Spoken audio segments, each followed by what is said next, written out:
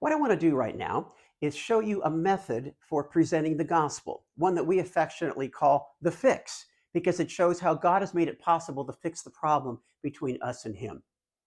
Now, in our training video, Understanding the Gospel, which, by the way, if you haven't seen it, I really encourage you to watch it because it'll make more sense. We talk about the 5 areas of the gospel, which I've got written right here: God, us, problem, solution, response. And while there are a lot of good methods for presenting the gospel, and if you've got one, go right ahead and use it. But we like this one because it follows that progression of God, us, problem, solution, response. Now, this is a progressive presentation, which means we start one place and we move to another place. We're kind of drawing something as we go. So it's kind of like a story that keeps people interested in moving them on. As I begin to show you this, let me just say this. Number one, I do not have great penmanship. Number two, I'm writing on a whiteboard. Number three, I'm going to be writing in an angle. All this is to say, don't grade this on its perfection as a piece of artwork.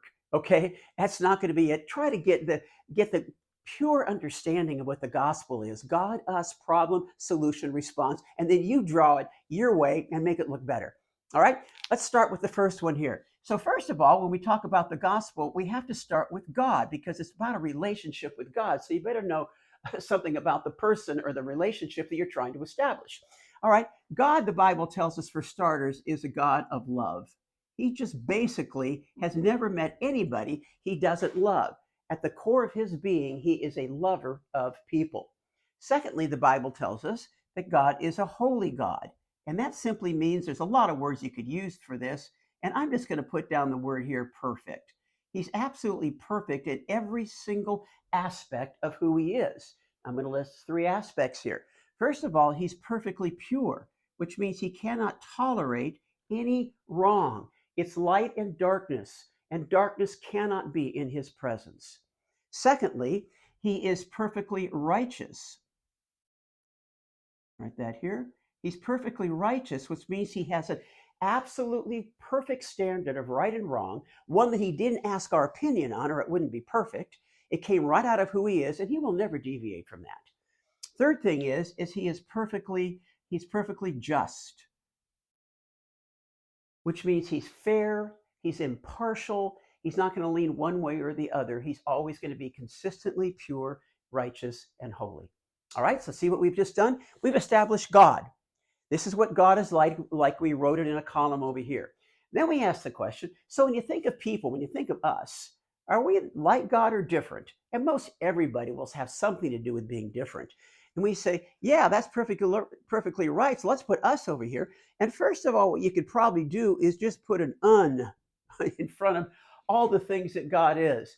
We find ourselves being unloving. We find ourselves being impure. We find ourselves being unjust. We find ourselves being unrighteous. So we can establish that fairly quickly. But then we say this: really, the root cause of all of that is because we want to be independent. We want to be independent of God. We don't want God telling us what to do. We want to make up our own rules. We want to make up our own ideas of right and wrong. So basically, what we are doing is we rebel against God. We rebel against Him and say, we're going to be large and in charge, God, not you. So when you see that God is like this, and notice we left a gap in here. You'll see why in a minute. God is over here, us is over here. We see there's a difference. And then I usually say something like, so what do you think this does to our relationship with God when God is like this and we're like this? And most people will usually say something like, well, it probably doesn't make them real happy. Say, well, you know what it actually tells us? It says it creates a gap between us and God. A gap. And that the reason for that gap is this word sin. And sin is simply being unlike God in our words, our thoughts, our actions. It's just being very unlike God. And this sin has a consequence. And this consequence is death. And a lot of times people say, well, you do wrong and you die. No, because physical death is being separated from physical life. But this death, which is called spiritual death, is being separated from the life of God. Sin, because God is this way and we're this way, this sin creates this huge gap. And the penalty, the consequence for that is being separated from God now and forever. Now, people are aware of this. This isn't like, oh, I can't believe that. Most people sense this. And so they say, you know what? I'm going to just try to do better. I think I'm going to turn over a new leaf this year and I'm going to try to be a better person, which is good. Or they say, well, I'm just going to try the best I can because, come on, God's got to give me some credit. He knows I'm not perfect. Won't He give me some credit for trying the best I can? Which in reality, nobody ever really does. Or somebody may say, I'm just going to start going to church. And maybe God will smile on me if I go to church. So people try, but notice it all falls short. Why does it fall short? Because God is perfect. How good do you have to be this good? Perfect. Even if you could become perfect today, it's too late because you already got a past of violating God. Even trying the best you can isn't good enough unless that trying the best you can be perfect. So let me just tell you loud and clear. The goal of going from here to here to here is for people to see there is nothing they can do to solve this problem. That is a key thing to the gospel. It's not an earn. It's not something most people think they can earn, and they trust that they're good enough so God's going to smile on them. They need to understand there's absolutely nothing they can do. All right. So you want people to kind of go, oh, geez, I'm in trouble. Yes, but God has provided a solution, and that solution is in a person, and his name is Jesus. And it's really Jesus for two reasons. First of all, it's because of who he is. He is God in the flesh, God walking on the earth, God who had no sin, God who was righteous and just, walking on the earth. Now that's great, isn't it? But I often said, just to have God walking on the earth, that's nice. But what's the problem between us and God? Sin. What's the penalty for sin? Death. So you know what Jesus did? Because he had no sin of his own to pay for, he went ahead and paid the death penalty for our sin. He died on a cross, which was the means of execution in those days, not for anything he had ever done wrong, because he was perfect. He did it for all of our wrong. See, when you see that God's a God of love and God's a holy God, a lot of times it's hard for those two to come together. But because God loved us so much and he had no sin, he stepped in and paid the payment of death for our unrighteousness. His justice was met and his love was met at the cross. Now, at this point, God, us, problem, solution, people have to understand that this is what God's done. But there needs to be a response. There needs to be a response to this. We can't just say, oh, that's nice, that's cool. What kind of response do we have to actually come into this relationship? And basically, when anybody gives a gift, what do you have to do to take it? You got to receive it. You got to receive it. And the word the Bible uses for receiving it is the word believe.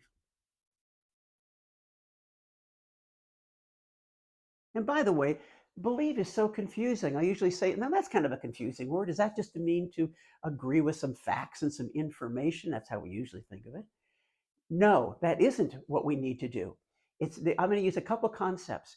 First of all, biblical belief means a change of mind. A change of mind. See, over here, I'm thinking, I'm not so bad. I can solve this problem myself. God loves me, so I'm good. I can do whatever I want. I got to change my mind about that. I got to change my mind to see I am hopelessly lost and there's nothing that I can do. And then what that does is it leads to faith, or I'll use another word here, trust. Trust. See, everybody has faith. Everybody has faith.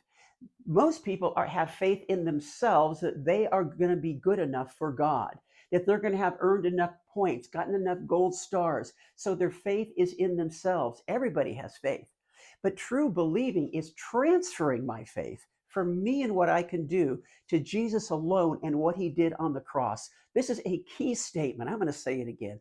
It's transferring my trust from me and what I can do to Jesus alone and what he did at the cross. Sometimes when I'm talking with people and there's a chair in the room, I'll say, hey, you see that chair over there? They'll say, yes. Do you believe it could hold you up? Yes. Is it holding you up right now? No. How come? Because I'm sitting in this one. My faith is in this chair. My weight is in this chair. When I get up out of this chair, walk over there and sit down in that chair, I'm transferring my trust from this chair to another chair. That is what biblical believing is. Transferring my trust from me and what I can do, that I can earn my way to God, and saying, I can't do it. I'm transferring my trust to Jesus Christ and what he did at the cross. And when somebody does that, their sin is gone. The death penalty is paid for. And they cross from this side to this side and have a forever relationship with God. I get chills even as I talk about this. This is the problem. This is the solution God has for the problem. This is the fix. And so can I just say to you, get skilled in this. Get skilled in this. God, us, problem, solution, response. God, us, problem, solution, response. You know, there's a verse in Proverbs chapter 22 and verse 29. It says, do you see a man skilled in his work? That person's going to stand before kings. He won't stand before obscure people. This is the verse that changed my life, because I thought, I'm going to get skilled in this so God can use me in interacting with other people to be part of their spiritual journey. I've had the opportunity to lead hundreds and hundreds of people to Christ. I've drawn this thousands of times. And you know why I've seen so many people come to Christ? Not because I'm any better than you, not because I'm any better than anybody else, not because I have any super gift, but I just decided I'm going to get skilled. And if I were God, you know what I think God would do? That he's looking out in the world and he sees people that he loves and he wants to draw them to him. He's going to put them in contact with people that are skilled in doing this so their life can be transformed. And as you begin to do this, as you begin to experience this, as you go through your day and you go, how did that happen? Well, it happened because you got skilled.